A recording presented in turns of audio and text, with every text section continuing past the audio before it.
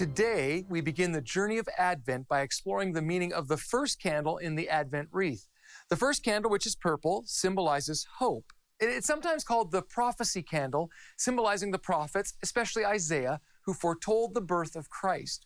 In the Old Testament, God chose to speak through prophets. Now, prophets were people who received a message directly from God for his people.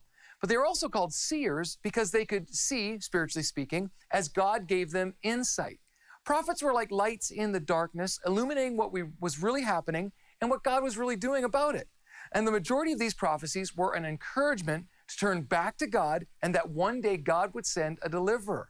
And this gave the nation of Israel incredible hope, especially in times of oppression and slavery. So, this candle represents the expectation felt in God's promise through his prophets of the coming Messiah, or chosen and anointed Savior who would save us from the darkness.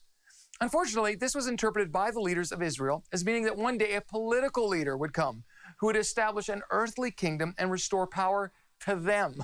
Like a lot of us, they wanted God to help them accomplish their goals and their objectives. And like us, they often were frustrated with God when he didn't do things their way.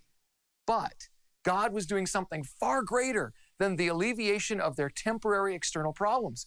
God was going to send someone who's going to deal with the far more devastating internal turmoil caused by sin.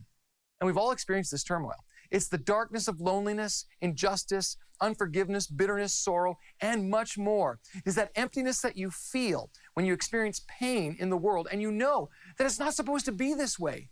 So into that darkness, the darkness that you and I face every day, God sent Jesus, the light of the world. And so today, we celebrate that Jesus came to fulfill God's promise that a deliverer would set us free. And Jesus accomplished this on the cross when he defeated the darkness of sin and death and illuminated the way for us to experience his freedom. So today, we hold on to the hope that we can be free if we are willing to put our trust in him. So if you find yourself in darkness today, just ask God to show you his amazing love and receive his forgiveness and freedom. But today we also look forward with incredible hope to the second part of that promise. Jesus promised that he would come again, and at that time he would restore all things to their intended purpose. He is coming back. And this gives us hope that no matter how challenging life gets, God promises that he will work all things together for good. This is our hope. And it has a name. His name is Jesus. And that's why we light the first candle in the Advent wreath.